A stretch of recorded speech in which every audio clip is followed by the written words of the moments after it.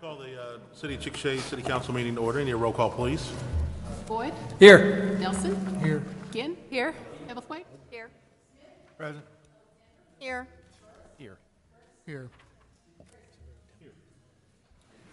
We will have the prayer by Georgianne and the pledge by Kia.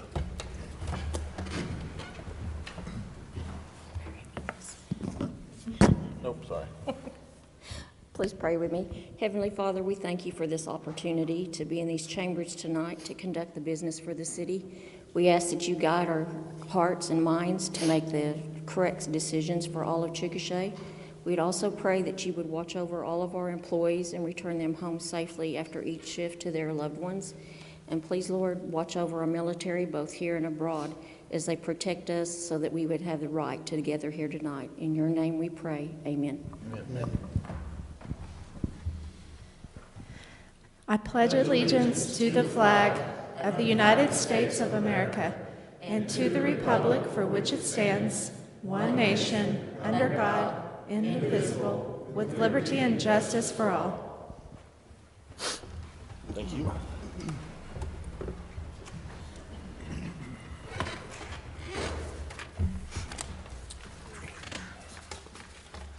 We will go into citizen comments, which I do have one. Diane, am I reading that right?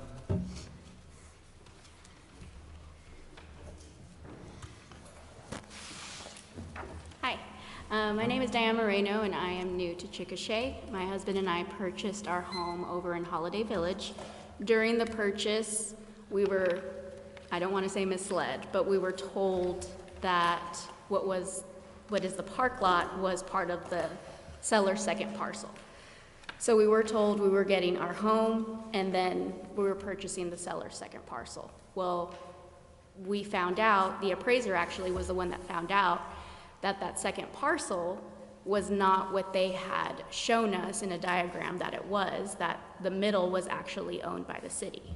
And so the appraiser reached out to the city, asked, because we have property on there that's encroaching on that parcel, and so basically asked how that can be resolved. And so the city said they were open to selling it.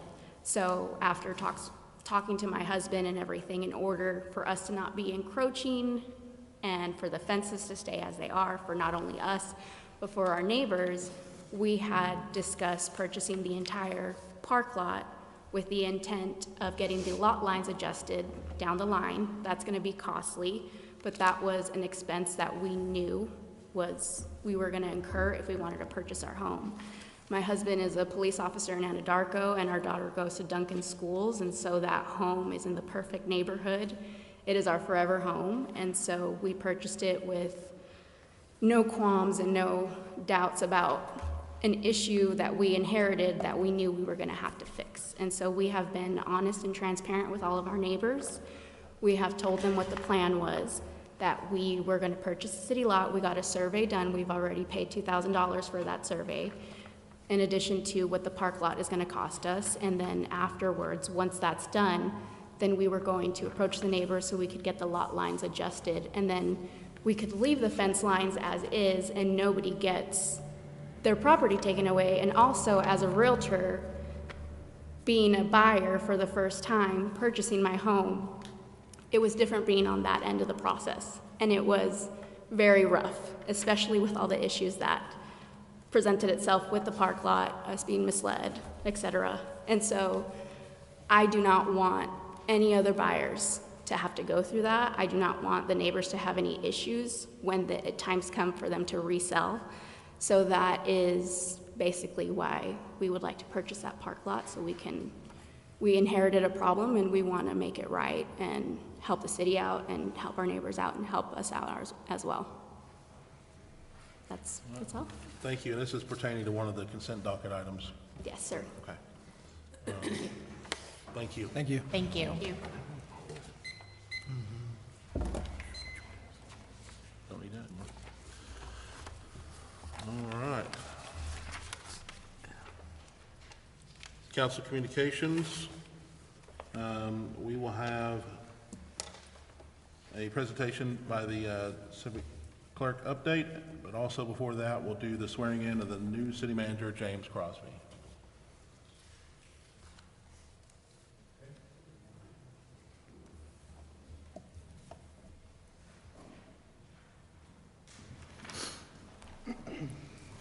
All right, sir, if you will please raise your right hand and repeat after me.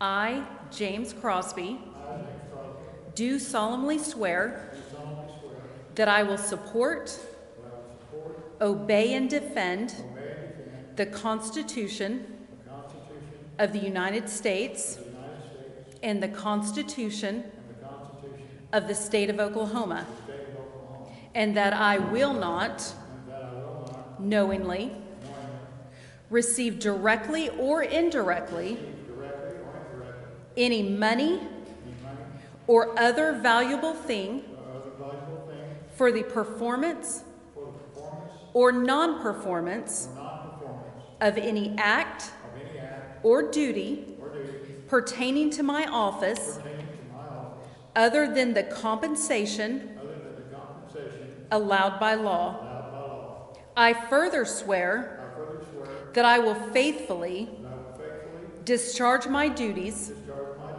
as city manager of the city of Chickasha to the best of my ability.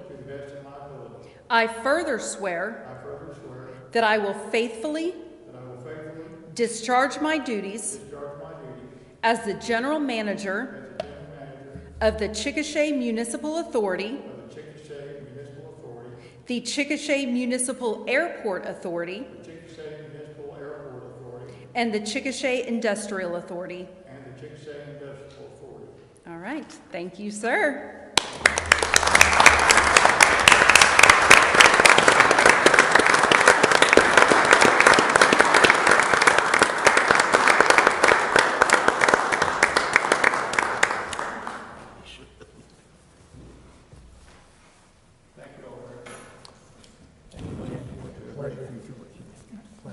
Thank you. Thank you, Jim. Thank you. Thank you, sir.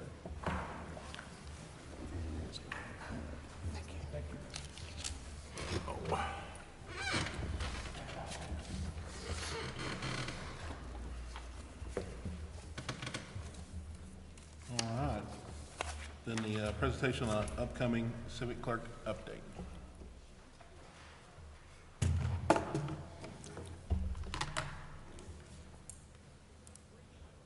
Good evening, Mayor and Council members. We wanted to share some updates that are going to be coming to our Civic Clerk platform in the first quarter of 2025. Civic Clerk is what we currently use for all of our meeting agenda creation. Way back, pre-2019, everything had to be sent to Susan, and she had to do this very manual process of compiling the agendas.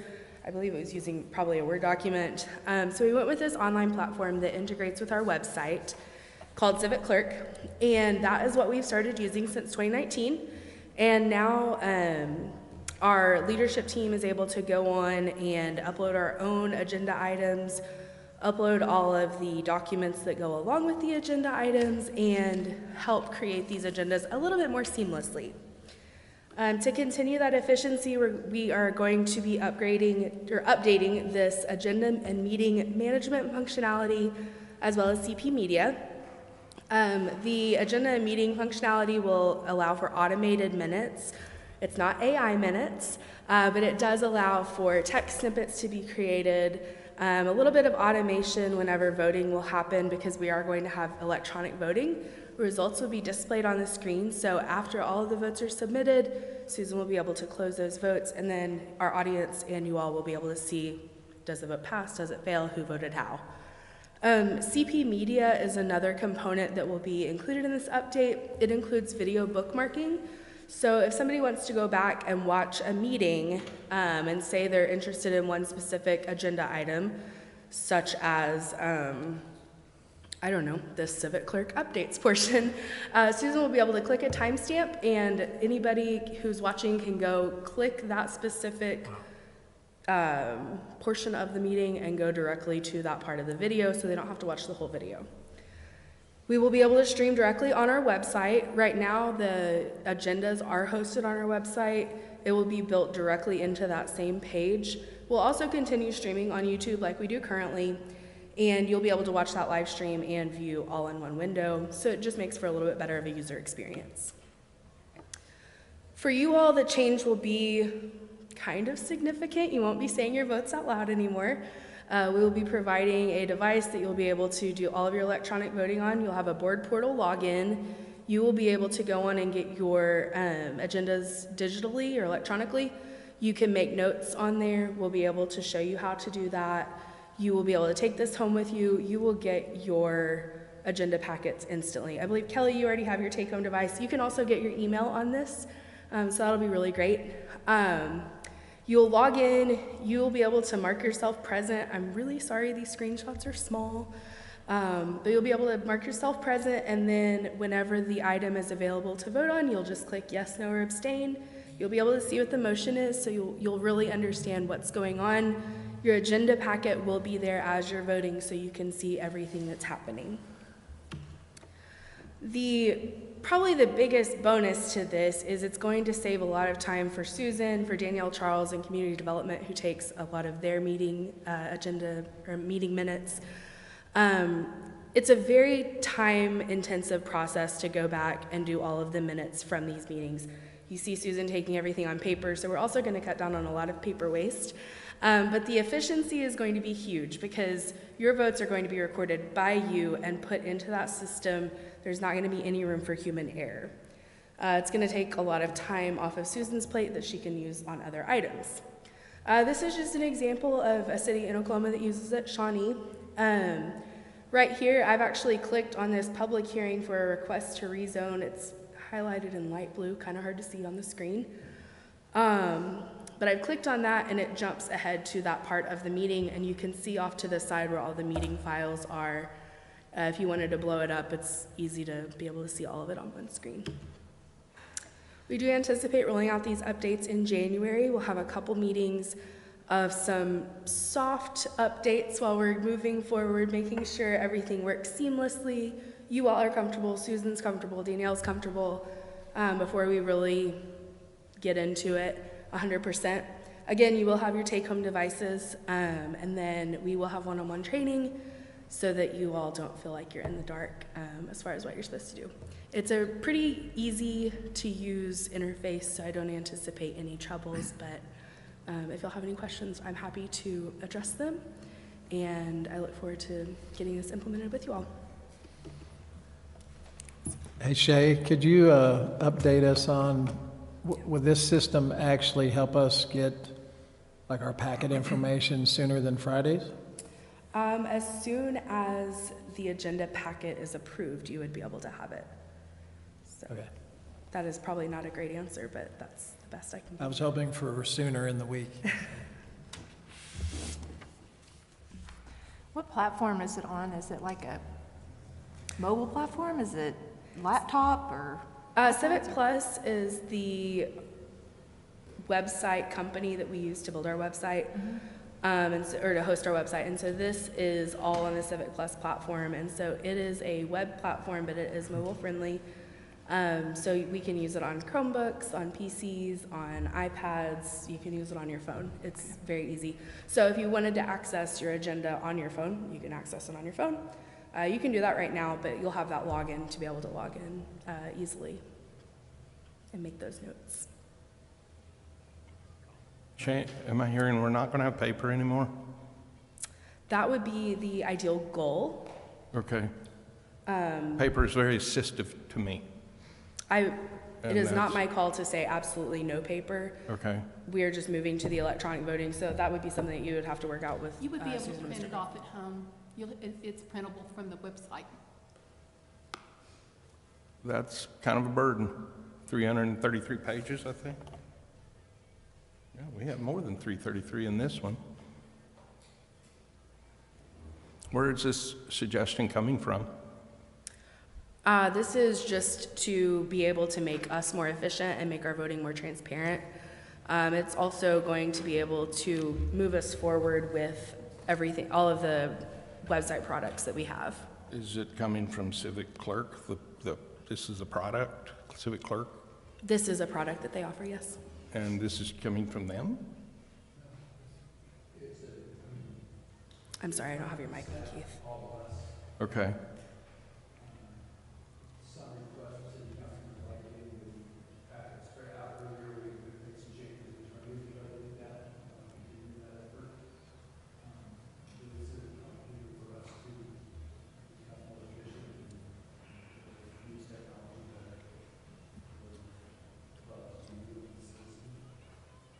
It's not a matter the council would want to vote on?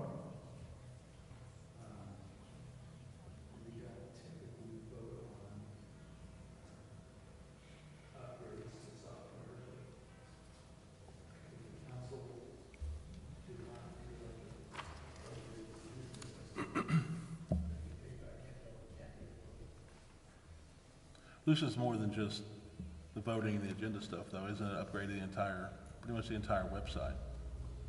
No, this is just this portion is an update to our Civic Clerk agenda management module. Okay. Yeah, Would it be more user-friendly for citizens?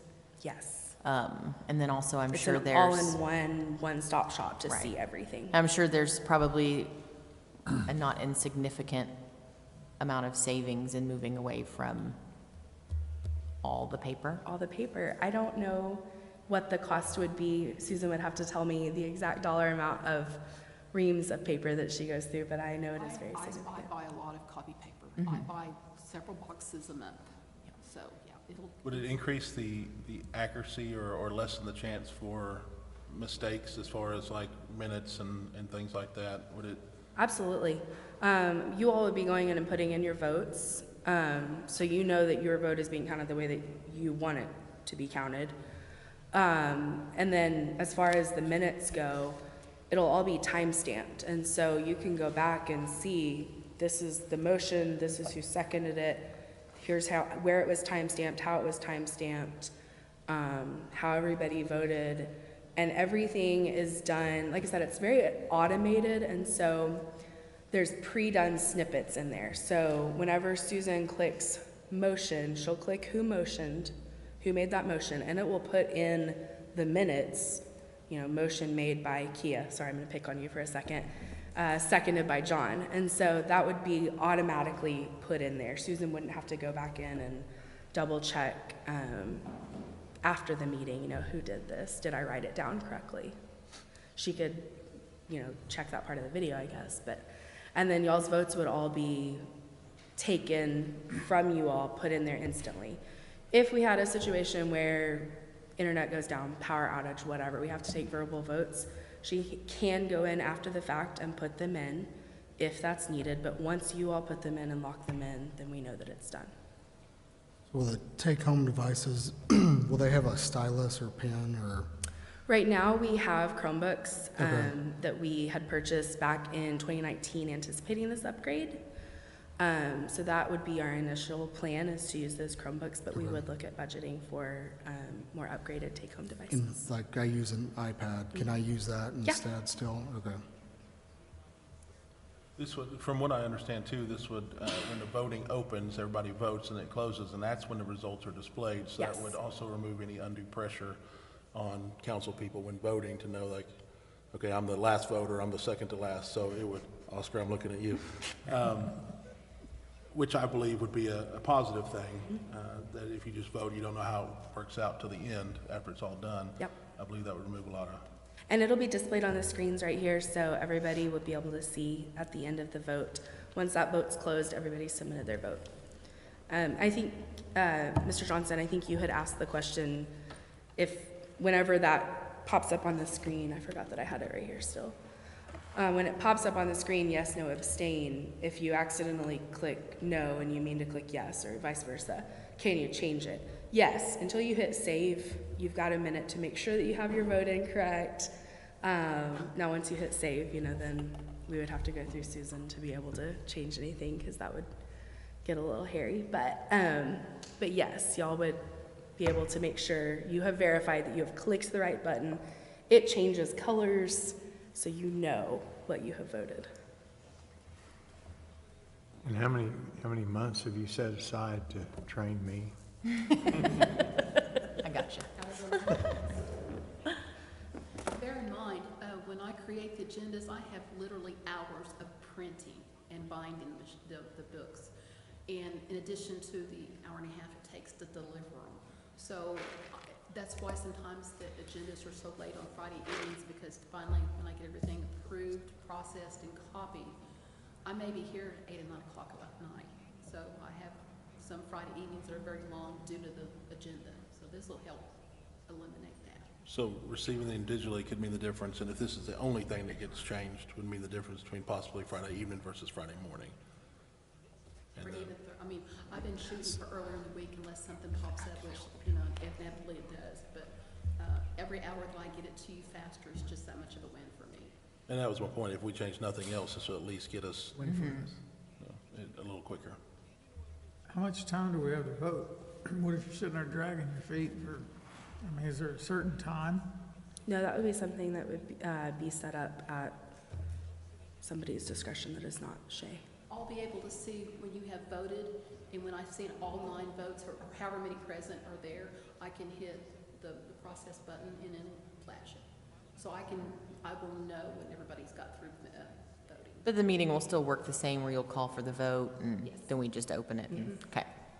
We play the Jeopardy music. Yeah. On the vote. I got you. I got all the music back there you Have want. some fun. I got that. Yeah, when you said it, but I was kind of hoping there'd be like a. And it might make council meetings a little bit shorter too. Yeah. Yeah, I can imagine what your even cost to print. I mean, 3,000 pages tonight between the panel here, that's a lot. Several times a month too. Yeah.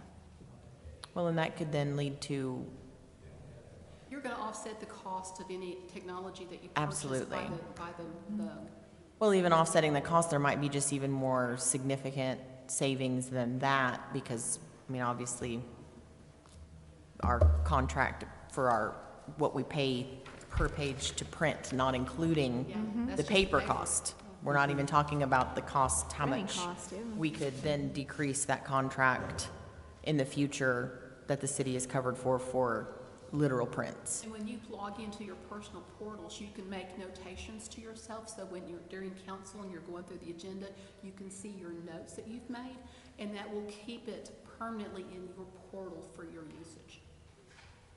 Will this allow us to go back and easily search past agendas and stuff like that, if we have a question about something that happened historically? That board portal login, I already had it right there. So the very small screenshot that I didn't make large enough, what is covered up by the pop-up is a search bar, and so you can actually go through and search all of the meetings that you have been assigned to as part of your role in council.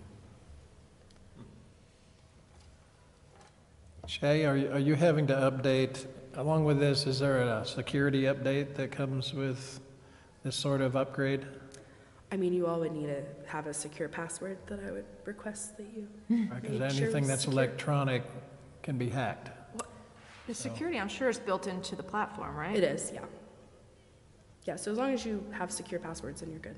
So the civic people, the owner of this platform would be, they're checked and double-checked for their security measures. That's who we host our agendas with right now. Our website is with them right now. They're a great company. Many municipalities use them across the nation. So will they keep like a backup as well? Do we already do that? I mean, it's all cloud-based, Okay. so. I've talked to other cities Okay. that are using this already at a recent conference, and highly praised.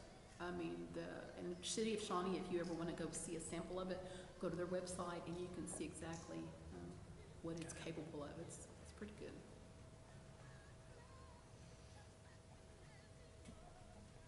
When we vote, say the Wi-Fi goes out, or then will we have is it an internal network or is it? So you will be on the City Hall network. Okay.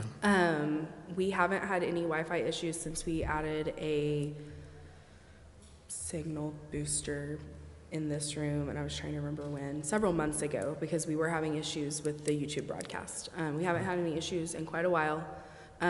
If there is some sort of a Wi-Fi issue, we've talked about going ahead and having Susan's phone being set up as a hotspot so that she can automatically switch over and take those notes right there. Civic Clerk does auto-save everything, and so as we're going, it will all be auto-saved, and so at any point, if that Wi-Fi goes down, she can just jump right in and hop in it. It's not a big deal.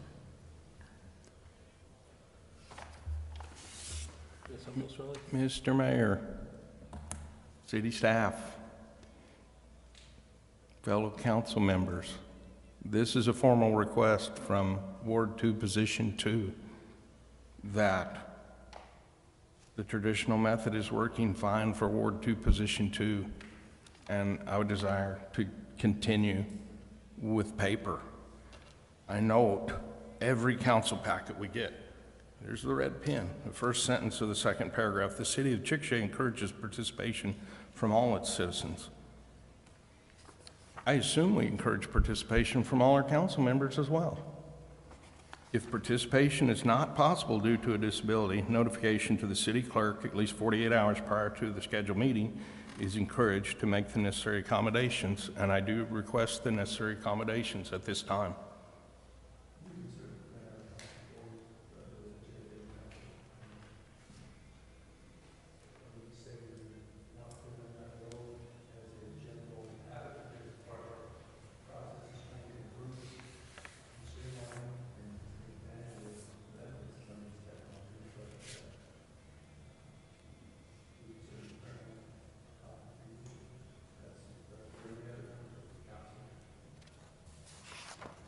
So duly noted.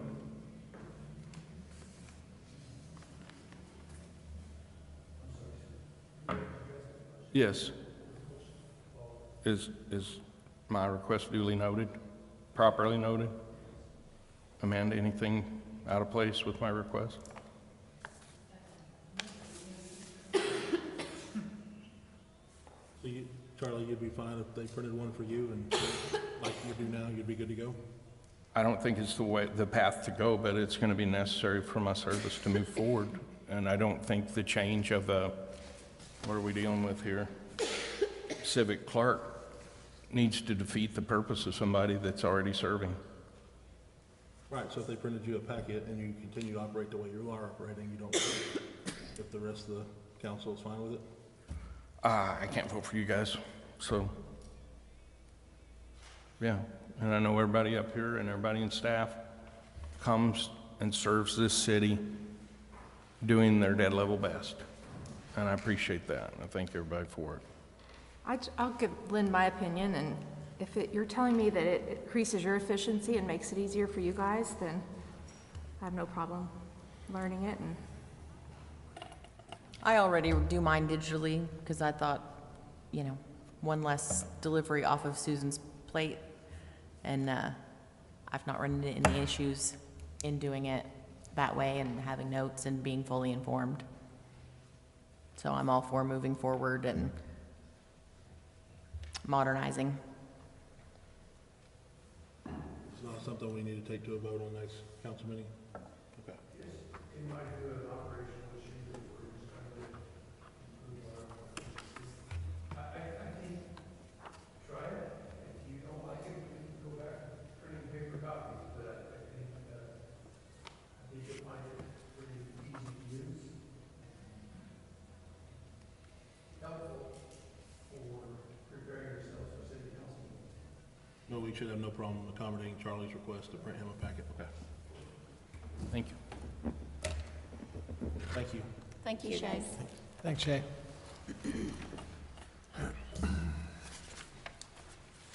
Item 4, consent docket. Other communications?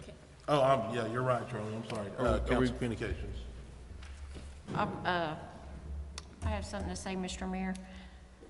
I would like to commend the CFD for putting on their, I'm going to get emotional with this, Chief, for putting on their first ever Citizen Fire Academy. Both Mayor Grayson and I and some other members of the community took this class. This class very well may have saved my life. I didn't think so at the time. I was aggravated. We actually learned several different things, and one of the things that we did on one particular night was we went into a smoke-filled house that the CFD has set up as to teach their new recruits how to do search and rescue to find their victims. Well, yours truly almost became a victim. And it wasn't that initially they believed that maybe it was a little bit of apprehensive, on my part, or maybe even claustrophobic. And I said, no, I can't explain what's going on. My body is saying, stop. And so they pulled me out.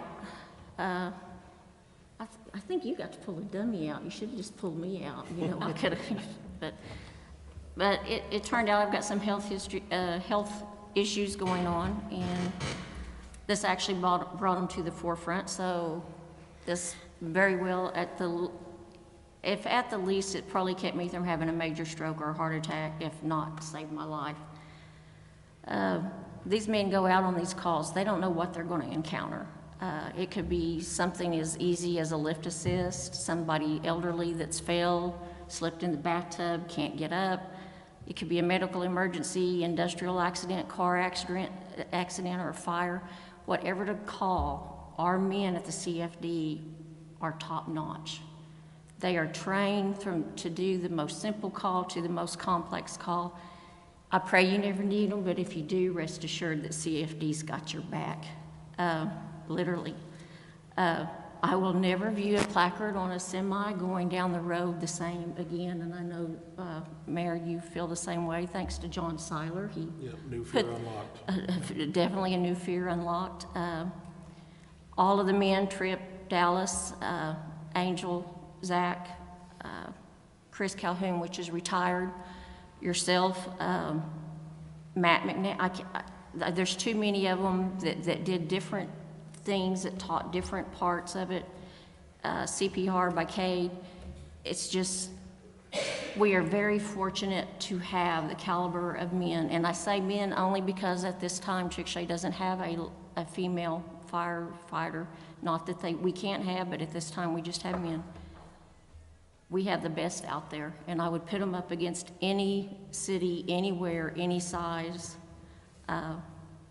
The one thing that we can do as citizens to assist them is to make sure that our properties have the address marked clearly for them or the police, should they need emergency personnel.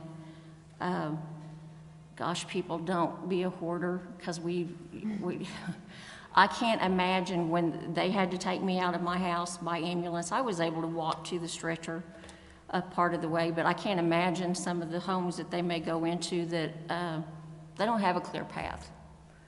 And they really don't know what they're going into. I mean, simple things like they taught us that when they pull up to an address, you have to stop and think. If the house is on fire, they don't know the house plan, the floor plan of that house.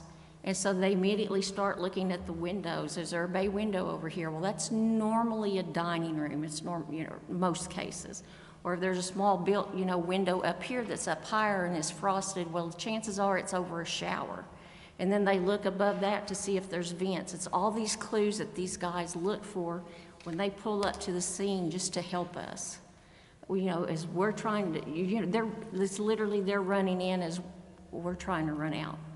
So thank you, Chief, for putting on that. I hope to take it again next year. Hopefully everything, blood pressure, all this fun stuff is taken care of, and also plan to take Chief G's class next year. Heaven help me if something goes wrong with police. I don't know. The check's in the mail, so okay. Probably the ambulance bill too. But thank y'all very much. I appreciate the opportunity to learn what our CFD goes through, and just know that we've got a great group of guys. What she said. Ditto. Just wanted to pull an item on the consent. Should I do that now? I've got If nobody else has any council communications? I've got a question about the audits. I've been asked again about 2022 and 23, I think, is coming up. Right? We've got some additional consulting help that we're bringing in to help us complete the 22 audit. Okay. And should be starting on the 23 after the first of the month, I believe, is when. Do you have an ETA on 22? Or? We have provided everything to the auditor that's been requested so far. I'm hopeful by the end of the year that we have an audit report. Okay. Thank you. Are we considered late yet? Or We are. Both the 22 and 23 are past the typically 180-day threshold that we want. But I think we're going to get those caught up.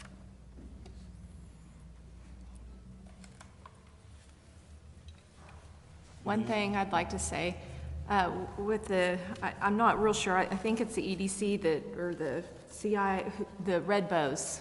So a lot of commotion, and I think they look great. I think they had some problems fighting the wind, but applaud the effort of the city groups and the is it PSO that's hanging those today, or taking and hanging them down? I think they look great. Anything else? All right, we'll move on to item 4, consent docket. Charlie, I know you want to pull item what? 4F, please. 4F, okay. I would entertain a motion. I move we approve the consent docket, removing item 4F. Second. Discussion? Roll call. Boyd, Yes. Nelson, Yes. Penn, Yes. Hebel, Yes. Smith, Yes. Alexander, Yes. Burris, No. Curtis, Yes. Grayson. Yes. Item 5, we will revisit 4F. Authorization to sell the property between the lot located at 114 Belmont and Alfredo and to Alfredo and Diane Moreno. Is that how? I hope I got that right. A tract of land containing 0.64 acres, more or less, being the former park in part of Holiday Village North Edition in the city of Chickasha, Grady County, Oklahoma, and convey the property to buy a quick claim deed. Mr. Mayor, I'd move that we should table this matter for further information needed.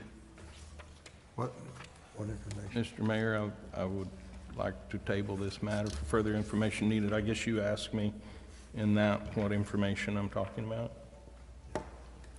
We have a motion and a second on this item, so I don't think we can table it after we have a motion and a second. We can discuss it, and then if whoever made the motion and second decides to rescind it. Appraisal to look at in this matter. Appraisal to look at in this matter, and I feel for the property owner that's trying to solve a private issue there, but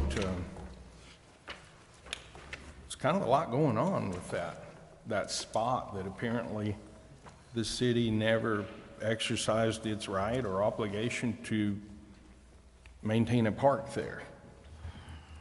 So 0.64 acres is likely about 6 times the traditional lot size within that development. I can give you some history on that park. Cecil Purdue developed Holiday Village Edition, and they platted it out to have a park there. Cecil Purdue was supposed to put in the park equipment. He didn't do that. That parcel of land is completely surrounded by houses, and it's always been maintained by the homeowners there. The city's never maintained it, and I don't even know how the city acquired it other than Cecil Purdue probably deeded it to the city, but it's never been maintained by the city. And the way it's set up now, I mean, people just took it over as being part of their property because it's always been there since 1970. Correct. And it's been maintained by the homeowner that lived in the house that they live in now, and it's been fenced in, and it's just been assumed, and it's sort of like my house. I mean, everything to the west of me, my next door neighbor thought it was her property. It wasn't. It was 21st Street easement. And when I started maintaining it, and then had a tree fall on my fence, then I petitioned the city to close the easement, and then I received half of that easement there because I was maintaining it. So this has been maintained since 1970 by private owners. That's correct. The city has never, well, when it was originally platted, as you described, there was this designation for a park to be on that. But the city never adopted that into their park plan. It's not been a part of our park master plan. We have not done anything to maintain it. And the Marinos have cooperated and brought forward a solution that keeps this out of court for all of the neighboring landowners and provides a solution to a problem that no one really knew about until the Marinos looked at the purchase of their home. I mean, the only thing that keeps that from being a homestead right application is the fact that it is municipal property. If it was private property, it would automatically go to them. So It seems there would be 3 major adjacent property owners and perhaps 4 additional minor property owners that I'm asking the question now, council and staff, am I misunderstanding that that the intention will be for each of the adjacent property owners to gain title to what once was the city? And what assurances does the council have that that'll happen? There's not, there's only one quitclaim deed in our packet. So that would be from the city to the applicants, Marinos, but not any deeds from the city to the immediately adjacent property owners that probably by fence rules, fence law in Oklahoma, maybe have something in their possession already. Their fences already do. That's what Mrs. Marino said earlier, is that their fences are going to be allowed to stay where they have them. The neighbors pay for the survey costs of putting all of this in, as it's very expensive. She's a realtor, so she's able to do some of this work herself, but ultimately those people have encroached on city property for this long. The same thing would happen to them if they tried to sell their land and they did a survey. They would have just, their fence would not be on their property line essentially, and we would have discovered the same issue. You're correct, we don't have any assurances to do that, but that would become a civil matter between the neighbors, and I don't think anyone wants to get in that sort of dispute with the neighbor, but I mean, she's happy to also come and speak again to the council if the mayor wants her to come up and speak, so. But her plan is to work with the neighbors and help them pay for the lot line adjustments, as it's really expensive to get the surveyor out. They'll have to get new legal addresses, which include the portion of the city land that they've been encroaching on. So verbally, we hear the intentions to do so, but we don't have any indications of paperwork that show legally that that's going to happen. But yet, it's presented to council to bless it. And I just don't feel comfortable blessing that without knowing that all the owners, the adjacent owners had a chance and are protected there. Now, Amanda, I've got a question maybe coming back from history here. Are there properties that may have, or let me ask it this way, by quit claim deed, is the city cutting off any claims that property owners may have for mowing city property through the years? There would not be any claims because we don't force our residents to mow city property, and due to constitutional debt limitation, anybody that believes they have a claim would have had to present it within a specified time frame. You cannot get adverse possession against a municipality, as John was indicating. And if I may, regardless of what has been stated as the intent, you are correct. That's not really before you. What's before you is, do you want to sell this property? And if you do want to sell this property, do you determine that this is an appropriate amount of money for the property? And do we know where we came up, city manager, where the dollar amount came from? Rachel, can you respond to that? Yes. The potential buyer is a real estate agent, and she made the potential based off fair market value.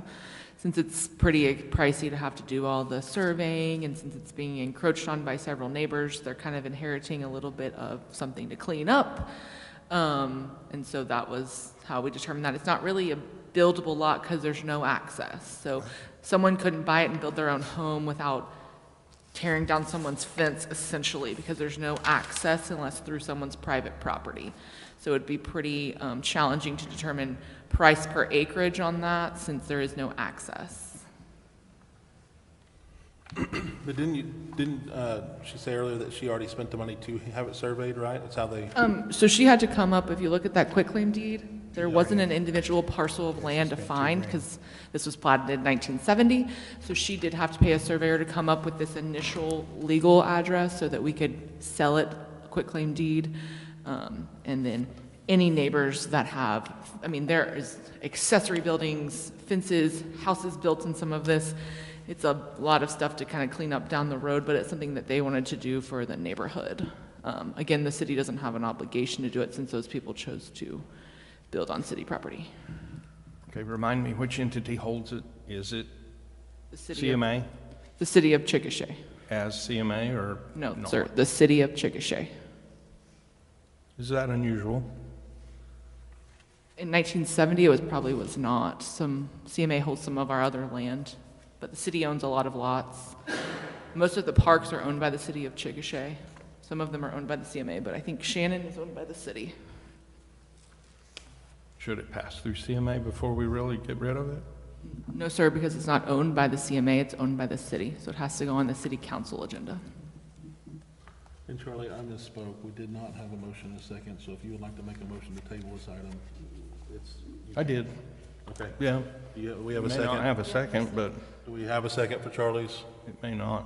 Motion. I'll second. Okay, got a Asking second? for a second? Yeah. I second. Okay. Motion is second to table it. Table, yeah.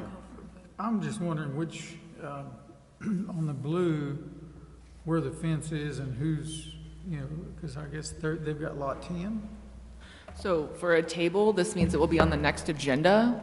So what exactly information does the council need for this to be on the next agenda? Well, we've still got to We vote. still got to vote for it, we haven't Yeah. voted. Oh, I thought you just voted to table. No, we just have a motion and a second to table it. Oh, We don't have a vote. Okay. Well, with that, let's do a roll call. Nelson, Yes.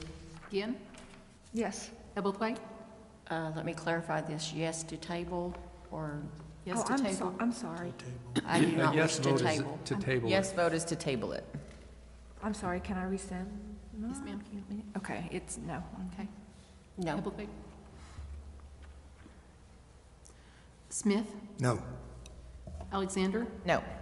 Burris, Yes. Curtis, No. Boyd. No. Okay. No. Oh, sorry, Grayson. Okay, so do we have a second motion? Make a motion that we authorize the sale of property between the lot located at 114 Belmont to Alfredo and Diane Marino, a tract of land containing .64 acres, more or less, being a former park in the part of Holiday Village North Addition in the city of Chickasha, Grady County, Oklahoma, and conveyed the property by quitclaim deed. Second. Discussion? So I want to ask my question again. So do they own lot 10, correct? so I'm gonna let Kurt answer it You say they're, specifically. she's here. I mean, we've got a map with a big blue square in the middle of it. We own the home and then the lot directly behind it, so the park lot is the middle of our yard. Oh, so you, And then wait, two what of our lot? neighbors have parts of it enclosed. So to reiterate what I said earlier, the intent is to get the lot lines adjusted so everybody can enjoy their piece as they have been since the beginning of time, and nobody has issues in the future when reselling it. So we own lot 11 and lot 3. Okay, So that middle part also affects us as well. okay. So And you're so- basically getting everything just straight down the line between the two lots? Yes, so that would remain ours. And then the two neighbors that have it enclosed, because it only affects 2 other neighbors besides us, I do want to clarify that. They would get their portions, and with the lot lines adjusted, it would all become 1 parcel, 1 parcel, 1 parcel. So there's no more 1, 2, 3, and then 1, 2, 1, 2. And that is something that we knew we were undertaking. We were transparent and honest with the neighbors from the get-go. We invited the neighbors to come talk to us, and we did have several neighbors come talk to us. We thoroughly explained the intentions. We explained that we were paying for this out of our own pockets because we love this neighborhood. This is our forever home. This is going to be our daughter's home and maybe her children's home as well. And so that is why, because we are people with integrity, we decided we would take this issue on and help our neighbors out because it is the neighborly thing to do. I'm a realtor, being a first-time home buyer, experiencing those issues, I didn't like it. And as a realtor, real estate is just a tool I use to serve people. And my husband's a police officer. He serves people as well. And so we don't want issues with the neighbors. That is why we presented this with good faith, good intent. And our plan was to, after we had it deeded, we would take it to the neighbors, get it in writing, and have them sign something in writing stating, this is the plan, this is the expenses, this is what we're gonna do. So that is why nothing is in writing right now, but we have full intent on moving forward with that plan. You have my word, and my word does mean something. Any further questions? And the neighbors already have fences, right? I'm sorry, what was that? The neighbors already have fences. Yes, everything is staying as it is right now. Okay. And we have explained to them, as you see the neighborhood, that is how it's gonna stay, because I think it's only fair that they all have used it like that since the beginning of time. We wanna enjoy the land as well. And so it's gonna stay as is. We have made that very clear to everybody. Okay. Yes, sir. Doing a good job. Thanks. You did say your family owns Lot 3 and Lot 11? Yes. Is Lot 3 the north one? We own, the park is in the middle of our yard. So we own the home and the lot directly behind the park lot. It's fully enclosed, and that's how we purchased the home. You're Lot 11? Yes. Okay. And lot And 3 you- on Skyline. That's, Lot 3 is on the north? Yeah. Okay. Would Lot 2, I don't have the map in front of me, but it is the Okay. neighbors directly to my left that have enclosed a portion, and then the neighbors directly behind us to the, Rachel, if you'll show her what I'm looking at, because it seems like there's more than 3 no. adjacent owners involved because of the east and west. You have to look at the fences. This does not show the fence lines. And so this part right here is all enclosed with ours. Lot, I believe it's 8 or 7, has enclosed this entire portion with theirs, which they have the easement as well. I believe it's lot 7, and then lot 4 has a portion enclosed as well. So it is only 2. On drive-by, I could see through from Skyline Drive looking east without any fences in the way. So the Lot 7 property is going to take what we'll call the west entrance, Rachel? They will not take the easements because those are city easements, and as we all know, you cannot build on the easements, and the easements need to be clear. It's utility easements. Okay, Amanda, have we described that out in that long page of description, Georgianne? Are we describing everything in blue, Rachel? understand your question, Mr. Burris. Are you on the same page? I'm on page 153 of the packet. Yes, And sir. everybody keeps talking about the blue highlighting. Do we have assurances that the descriptions on the Exhibit A of the deed exactly describe the blue matters does. on this map? I can assure you it does. Okay, then I think there's more than 3 owners that are, No, you have Likely. to look at the fence line. That's what I'm, is that something you can draw on Rachel's insurance? The other owners haven't built fences on property that's not Yes, theirs. only That's what 2 you're trying to others. say, right? Only the 2 that have built fences on property they never owned are the ones that are gonna be affected. They're the ones that are gonna get extra property when this is all done. the 2 neighbors that have enclosed parts of it are our neighbors directly to our left. It's only 2 of them. They took one portion, and then this other neighbor took another portion. And then my neighbor directly to my left has a small yard because the other neighbor has enclosed the majority of it. So the only thing that's open are the utility easements, which have alleyway access. Those stay open. There is a legend, Charlie, on there. If you look in the legend, there is a fence that shows the fences. So you've got one vertical fence that goes from lot 11 to lot 3, all the way down kind of the middle of the big blue box. And then there's another fence running east-west about halfway that kicks that in. Yeah. You see, I think that's the confusion. There are more neighbors that border the property, but there's only 2 that have actually Correct. encroached. And you're- Yes, sir. and the You are points- correct. The .64 acres, that's everything in blue, correct? Yes, Okay, including the middle part of our yard. okay. I'm not sure what, I get what you're saying. Any more discussion? Roll call. Member Yes is approving it. Ginn, Yes. Ebblethwaite, Yes. Smith, Yes. Alexander, Yes. Burris, No. Gertis, Yes. Boyd, Yes. Nelson. Yes. Yes. Oh, forgetting you. Sorry. And if we only had that digital system, right?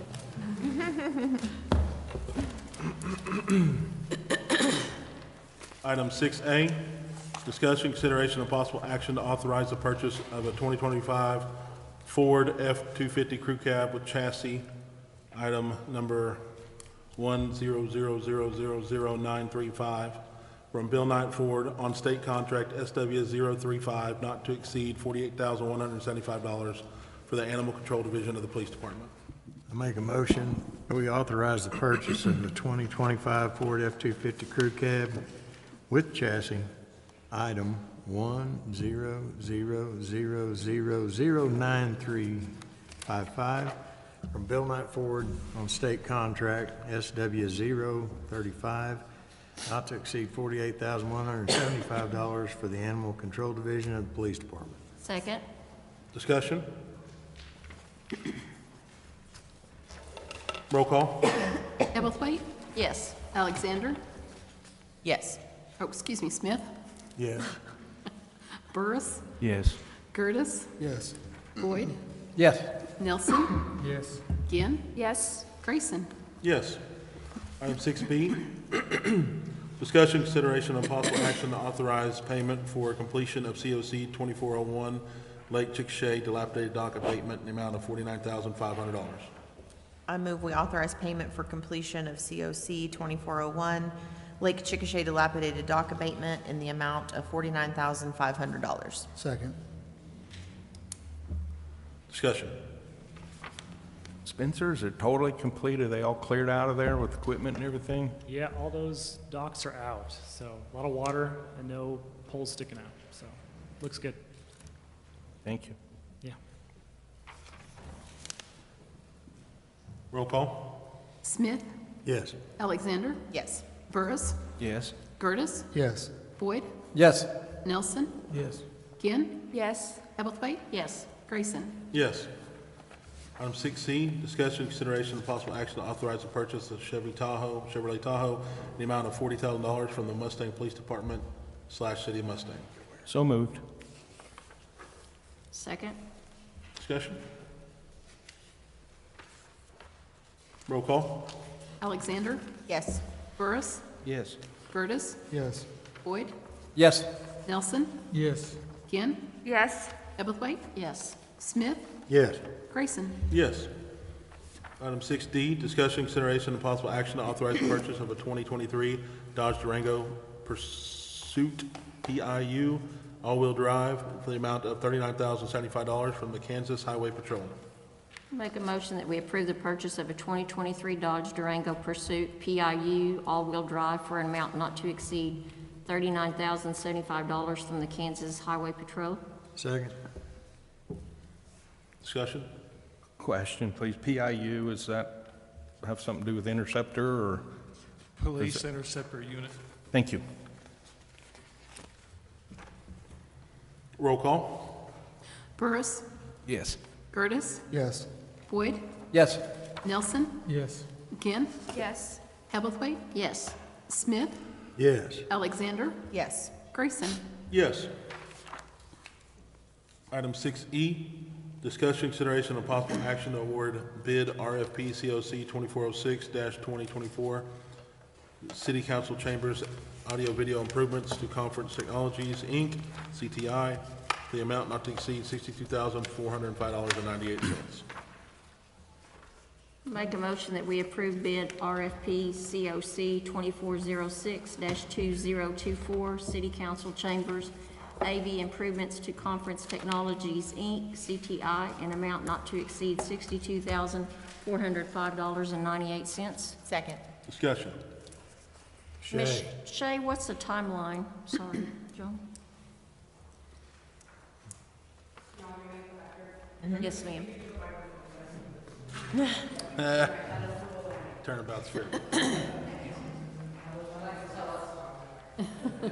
Those pesky rules come back bitter.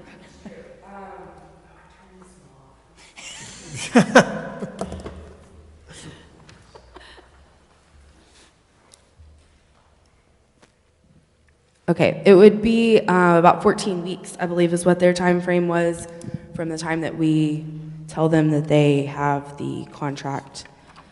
And I'm trying to flip through their It said 30 days. bid to confirm that right now. It's 30 days. Did it say 30? I think that's what it said. I believe theirs was 14 weeks. I'm so sorry. I'm not finding that. Yeah, 14, the top one was 30 days, they're 14 weeks. Okay. Yes, CTI is 14 weeks. On the bid tabulation portion, the document, it's got the completion dates for all the different bids that we received. The acoustic panels that were put up? Yes. Okay. What color are they going to be? We'll be able to pick from the color fabric selections that they have. They sent, I believe, in the packet, and it may not have been uploaded in color. Or I may have just Googled, actually. I'm very sorry if I just Googled. Yeah, it looks like I just Googled based on what they had written in the packet. There were a lot of options online, and you can get something that will match the walls. We can get something that matches the taupey color of the ceiling. We can kind of get whatever color we want. My goal would be to get something that matches the walls so that it's not distracting. But that would be something that our leadership would ultimately decide. Okay. How will those be attached to the walls? They are attached with a glue and nail system so that they will not fall off.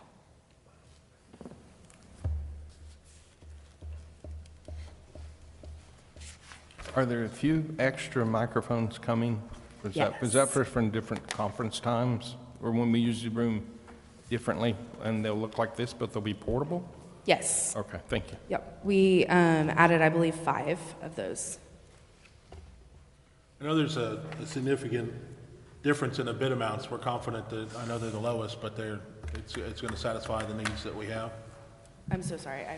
I said, I noticed they're the lowest bidder, and it's by quite a bit, but we're satisfied that it's going to satisfy what Yes, we need I to am. do. Okay. I met with all of the different bidders. There was one that didn't come down this time in person, but I had met them previously. So I have met all of them, and they are all competent to do the job. Is there a difference in the equipment? Because there's like a $60,000, $70,000 difference between low and mid bid. We did a design and build, and from what I can tell, Equipment's about the same? yeah, we just asked each company to design what they felt like we needed. So I am not an audio expert. When we add stuff to these rooms, do we have to go through the federal government at all for approval, or with the lease we have on the building, or? That was my concern with how they were attached. Right. No, we do not have to. Okay. Sorry, I'm gonna let you. It's only the outside of the building that the historic register needs to be involved in. We're allowed to make upgrades and changes to the inside. We learned that when they came to do our inspection this year. Thank you, Rachel. Any more discussion? Roll call, please. Gertis, Yes. Boyd, Yes. Nelson, Yes. Ginn, Yes. Ebelthwaite, Yes. Smith, Yes. Alexander, Yes. Burris, Yes. Grayson. Yes. Item 6F, discussion and consideration of possible action to approve the purchase of fire and EMS reporting software from ESO for the amount not to exceed $27,583. Make a motion that we recommend the purchase of reporting software from ESO in the amount not to exceed $27,583 and authorize staff or the city manager to execute the necessary documents. Second. Discussion? Chief, does this replace something that we're using? We already have a reporting software that we're using. They're not up to date and they're not compliant with the state, so that was one of the reasons for the change. As well as it's also the same platform. Changing to ESO is the same platform as our billing company, so streamlining the billing process as well during all of this. We will discontinue something, if approved, we'll discontinue something and buy this, and it'll kind of replace it and link up better with something else we're doing? It'll replace the current software that we're using, yes. Okay. Is this a one-time fee, or? It'll go down. The 27,583 will be this year only, and then it'll go down after this year, unless we have a major jump in call volume, because it's based on call volume. So it's kind of a licensing to Yes. use? Okay. So the fees that are recurring on those are what we Yes. pay next Yes, year? sir. Okay. Roll call. Boyd, Yes. Nelson, Yes. Ginn, Yes. Hebblethwaite, Yes. Smith, Yes. Alexander, Yes. Burris, Yes. Gertis, Yes. Grayson. Yes. We are pulling item 6G and 6, is that L? H. So we'll move on to 6I, discussion, consideration, and possible action to approve non-exclusive cable television franchise agreement with Clarity Telecom LLC doing business as Blue Peak pursuant to Federal Telecommunications Act. Make a motion that we approve a non-exclusive cable television franchise agreement with Clarity Telecom LLC, doing business as Blue Peak pursuant to the Federal Telecommunications Act, and authorize the mayor to execute the same. Second. Discussion. I'd like to speak to it if I may, and Randy, you probably ought to come up, chat with the folks here. I visited with you earlier before the meeting, and I neglected to during council communications to speak up about what kind of invasion our town has put up with recently with overhead, underground crews that are probably subcontractors to people that have been approved to work in our city and up and down the rights of way and whatnot. And there's been a lot to encounter out there and quite a bit of new things besides the hassles of private and public infrastructure being damaged by their matters. I've seen firsthand in many places, if an empty lot exists, they've had their way with it. They've come in and out and used things, and then also showed up in neighborhoods with non-English speaking people and started to work without a knock on the door, without a door hanger on the door, without anything going on, and nobody to chat with about, oh my gosh, what's happening on this property. I'm talking about our fellow citizens, people. And I think we maybe should have requirements in place that certain amount of the supervisory crew be able to communicate in the primary language of our citizens, and also have documentation on. Yes, sir, Mr. Grayson, the reason we're behind your house today is because you see this certain utility easement here, and be able to know where they're going to stay, and if they require anything different, that they go get private permission for such. So all that to say, I told Randy, I said, you're coming here representing a matter that carries past hurts.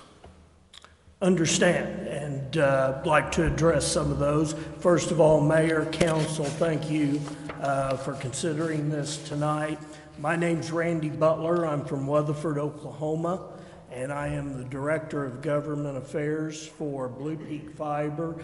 If I could, just a little bit, Blue Peak is a company that started up in the Dakotas and is a cable and fiber company, so we're bringing both. And so the cable issue is really what we're dealing with here with the franchise agreement. We've spent several weeks negotiating with the city on this matter. Mr. Burris, you're right, construction can be a very messy thing. But I will tell you this, I think our company, I would hold it out. Again, I'm biased, but I would hold it out against any other company that you may have dealt with. I would ask you to reach out to other cities that we have built in. We have built in and are currently building in my hometown of Elk City. Now, you can imagine I don't want to make people mad there. And we've done a very good job. You can reach out to the city manager, Tom Ivester, who's a very good friend of mine, and he can tell you about the job we're doing. Clinton, we built Altus. We're building in Lawton. We are building in Bartlesville, Stillwater, Shawnee, Enid, and many others. The key to a lot of this is communication. And I think that's something that our company does very well. What we do, and we will set this up with the city, so we came in, we've made presentations to the city, kind of an overview, of what we do. But once we get started, and keep in mind, what we're talking about here is our company is asking to come in and invest $6 million or more into this community for something today that is as important as water, sewer, and electricity. Many of you know if you do not have good infrastructure, and especially fiber, that can be a very big detriment to a community. I learned that firsthand when I was president of Southwestern Oklahoma State University of Weatherford. We went through COVID, and of course our students moving to online classes. We're in a society today which if you have a good internet connection, you can almost do any job anywhere. That gives Chickasha an opportunity to bring people to this area. What we offer as far as our services are a minimum of 1 gig up and down symmetrical, 2 and 5, up to 10 gigs for businesses. Our rates right now are around $55 a month. for 1 gig service, which we think is very competitive. And that's the other part of this. Competition is a good thing, as many of you know. Now, Mr. Burris, some of your questions, we require our people to go out. They're going to be flooded with notices. Now, the problem with that is sometimes people get things in the mail, they may discard them. First thing that will go out is a postcard. Then there'll be a formal letter. Then there'll be another letter.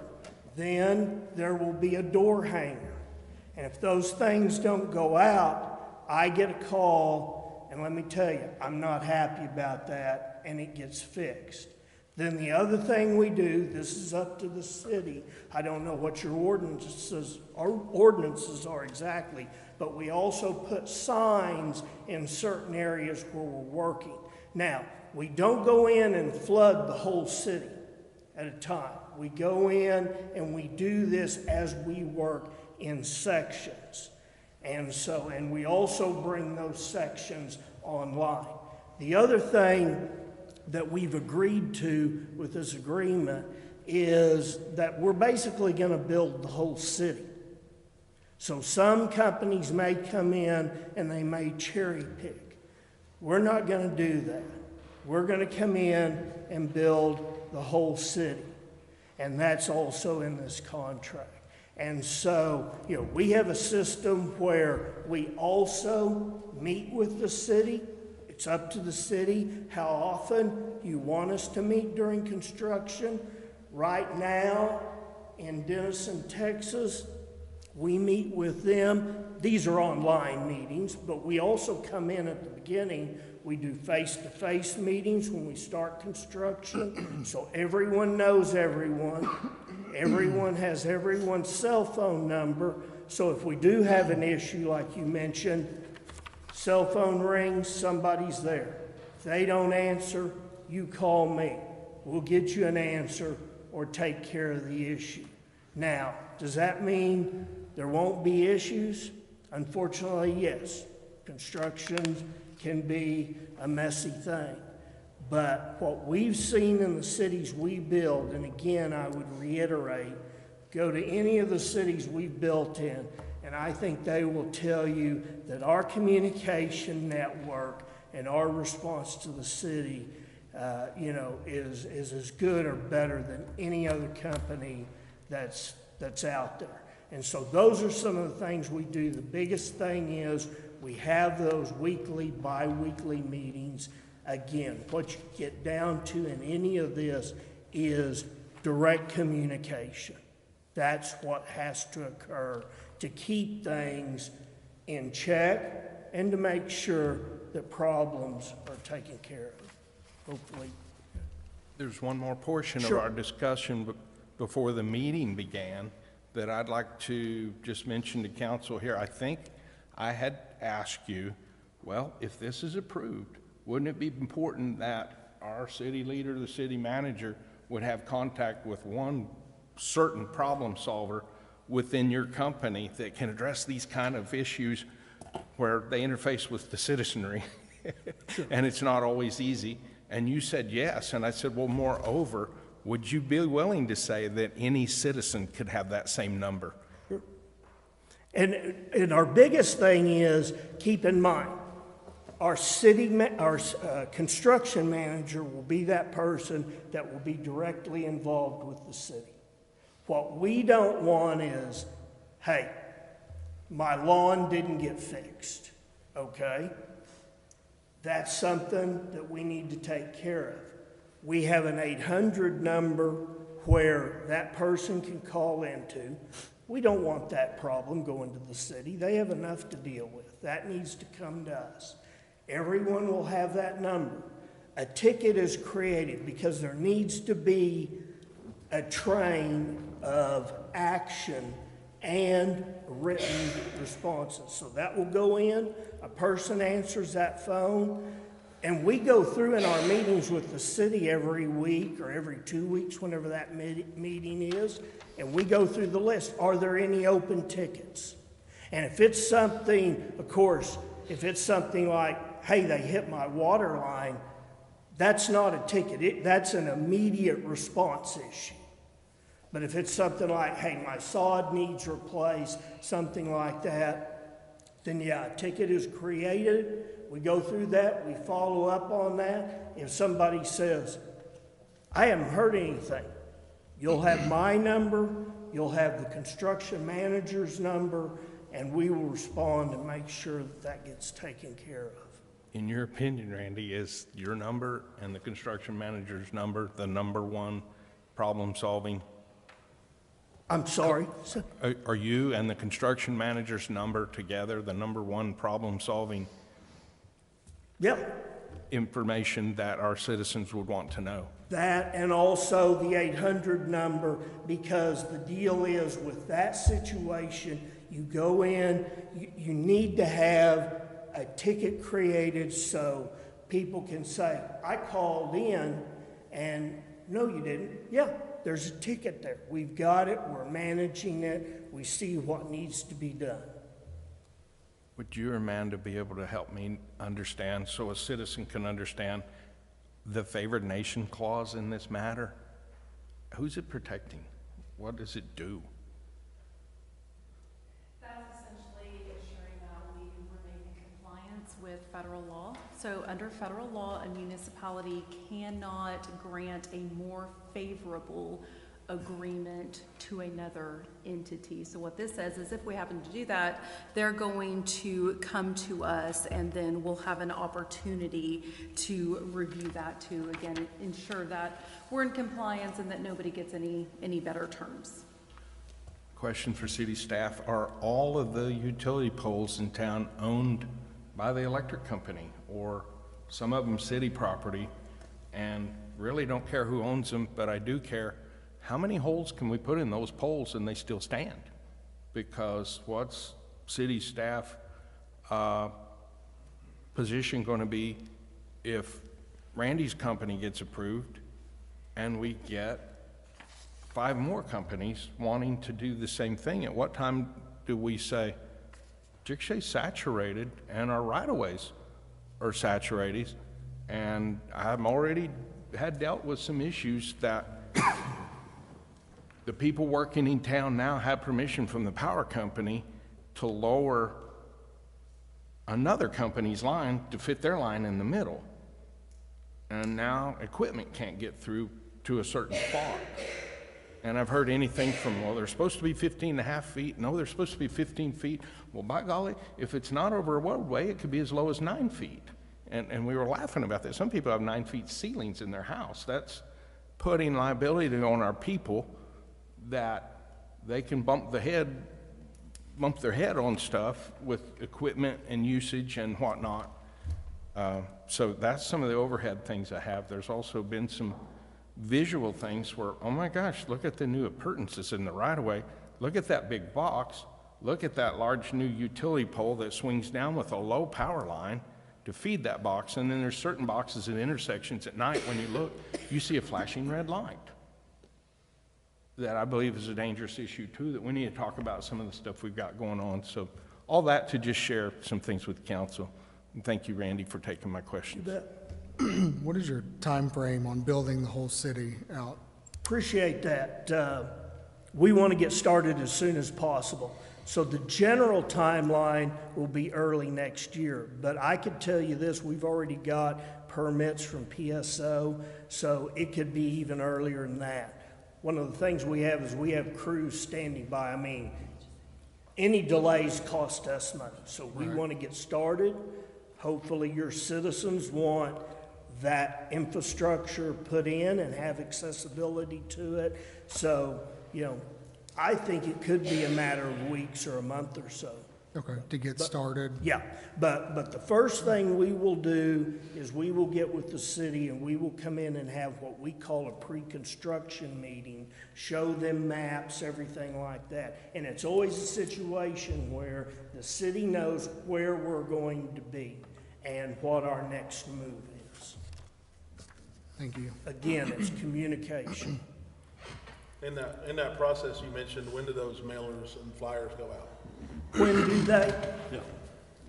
So I'm thinking, and I had a slide on this and I didn't bring it with me, but as I remember, I think the first ones go out maybe about a month before, but again, they're trailed out over a period of time. And then again, you know, there will be signs out there, there will be door hangers. Now, you know, we know sometimes we toss things away, and the door hanger may be on the front door, and we always go in through the garage. So unfortunately, there will still be some people, no matter how hard you try, that are going to say, I don't know who's here. And that's why, again, we don't want to burden the city, but the city will have our numbers, and they can call us immediately, and we can reach out to those constituents and say, hey, it's us. Do you have issues? Here's what we're doing, and we'll send you all the information you need. So, Mr. Randy? Yep.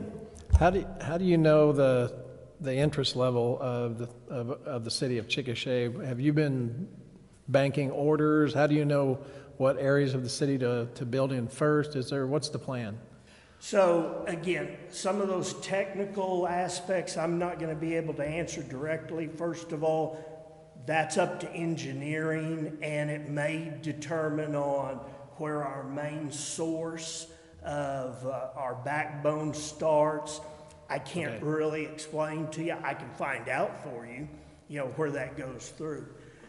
Then we go through, and I know engineering and others do this, and they do surveys of the city and so forth to see who's currently providing, if people are happy, what kind of speeds people are getting. And I know some of you have done this. I would challenge you, if you're on, you know, you've got an internet service now, go home and do a speed test and see what they tell you they're selling you and what you're really getting. Because sometimes, you know, they may not be quite the same. But the other thing is, you know, there are several people I know here in Chickasha I've called down here, had a close relationship with USAO and several people there being in higher education. The late Harold Jackson was a very close friend of mine. So, you know, I've reached out to people that are here, you know, people in his family, so forth like that, other people. And, you know, generally the response we get is, hey, you know, we'd love to see another provider. And again, as I mentioned before, competition is a good thing.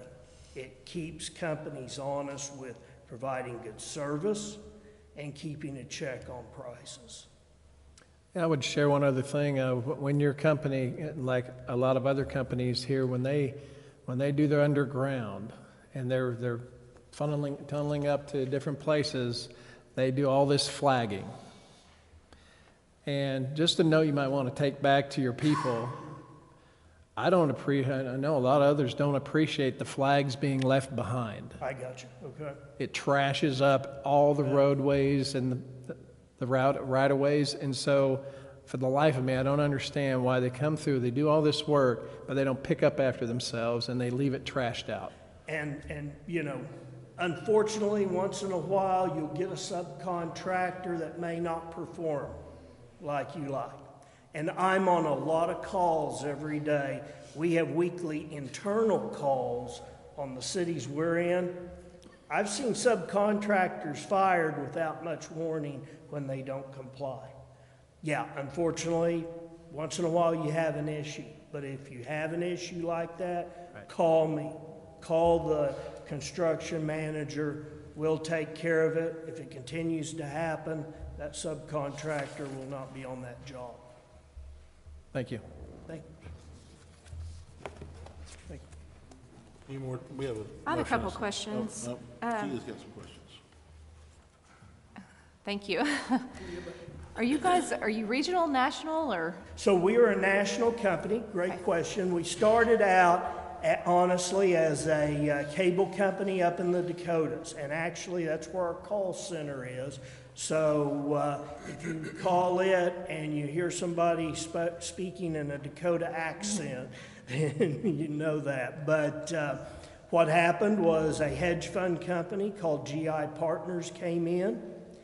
GI Partners deals with investing in infrastructure, be it fiber, bridges, toll roads, things like that. They saw this as an opportunity to take a well-known company and expand it. So they expanded out of there, started into Wyoming. We're currently building Cheyenne, Wyoming, Casper, Laramie, and Cheyenne. Then, one of the things you may know, if you've been to Wyoming much, it's really hard to bore in February in Wyoming. So construction pretty well shuts down. My boss, Desi Stoops from Stillwater, he said, hey, why don't you come down and build some of our cities? And so they did. A couple of other cities I didn't mention. We built Perry, Blackwell, and Tonkawa up in that area. So they moved down, started expanding into this area. Now we're looking at moving into some of northern Texas. But, as I mentioned to Mr. Burris earlier, I spent 8 years in the Oklahoma legislature. And one of the things that I was always proud about was investing in infrastructure.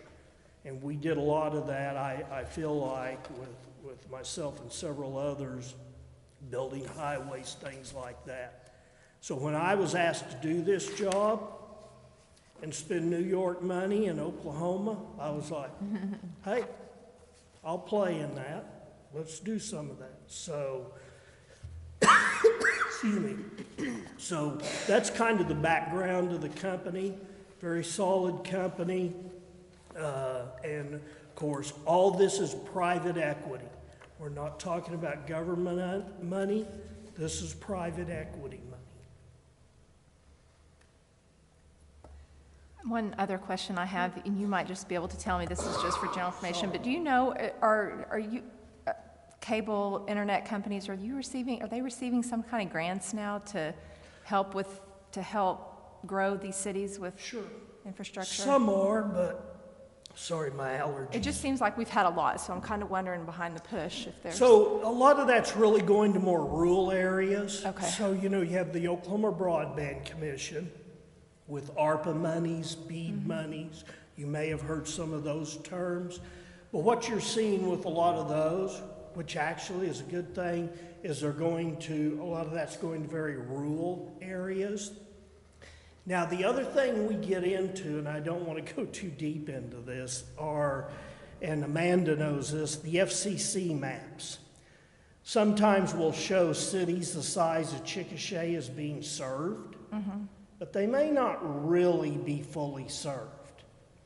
And so that's kind of a discrepancy that we've got into. But really a lot of that money is going really to more rural areas. And that's kind of where I'm going with it. I do want someone, I hope that you're coming in to be invested in the community and not just drop some lines against the grant money, because that is, we need here, so. Great point, and let me mention this, I'm glad you mentioned that, because here's the other thing we do. We don't come in and build and go away. We come in, we join the chamber. We participate in the community. And again, I would ask you to look at the other cities we're in. So for example, my hometown of Elk City, one of our big things is the Elk City Rodeo.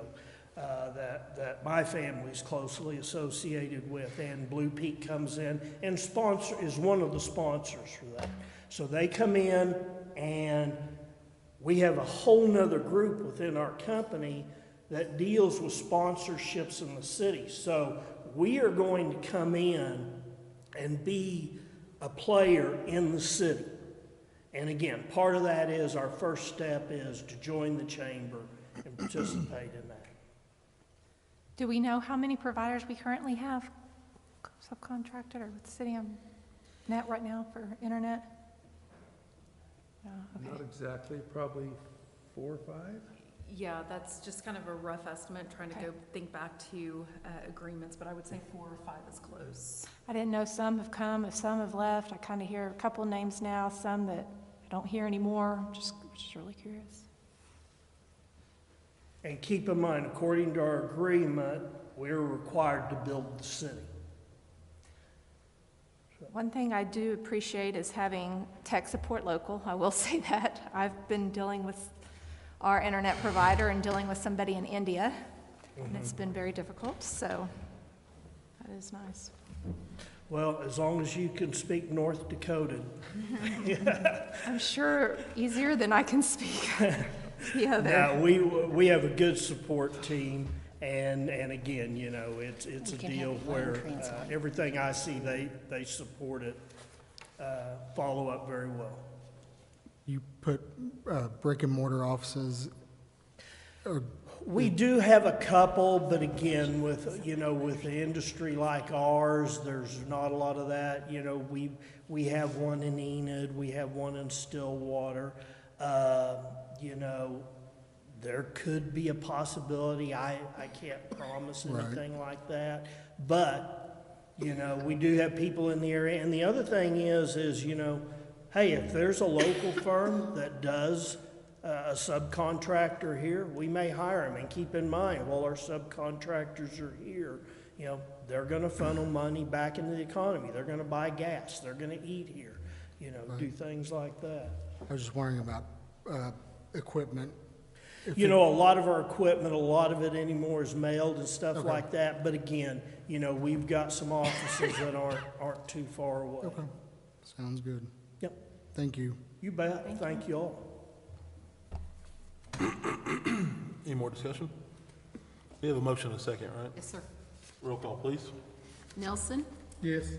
Ginn, Yes. Ebblethwaite, Yes. Smith, Yes. Alexander, Yes. Burris, Gertis, Yes. Boyd, Yes. Grayson. Yes. Item number 7, motion to adjourn. So move. Second. We're adjourned. I'd like to call the Chickasha Municipal Authority to order. Need a roll call, please.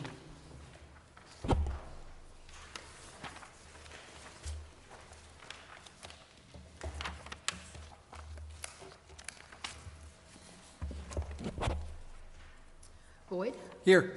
Nelson, Here. Ginn, Here. Ebblethwaite, Here. Smith, Present. Alexander, Here. Burris, Here. Gertis, Here. Grayson. Here. Item 2, consent docket. Motion to approve the consent docket as presented. Second. Discussion. Roll call. Nelson, Yes. Ginn, Yes. Ebblethwaite, Yes. Smith, Yes. Alexander, Yes. Burris, Yes. Gertis, Yes. Boyd, Yes. Grayson. Yes. Item 4A, discussion, consideration, and possible action to approve contract with Matthews Trenching Co., Inc. for CMA 2407, emergency water line repair replacement, Stillwater Central Railroad at Chickasha Water Treatment Plant, in the amount of $282,950. I make a motion that we approve a contract with Matthews Trenching Company Incorporated for CMA 2407, emergency water line repair replacement, Stillwater Central Railroad at Chickasha Water Treatment Plant, in the amount of $282,950. Second.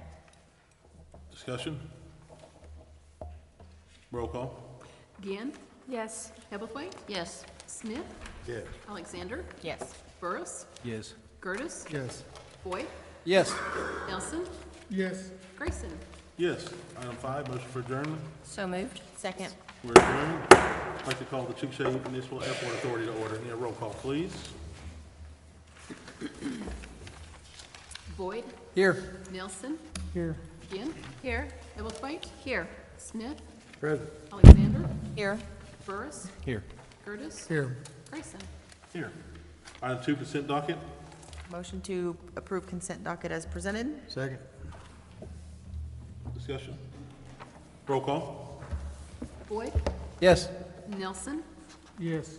Ginn, Yes. Ebblethwaite, Yes. Smith, Yes. Alexander, Yes. Burris, Yes. Gertis, Yes. Grayson. Yes. Item 4, motion for adjournment. So move. Second. We're adjourned. Thank you, everybody.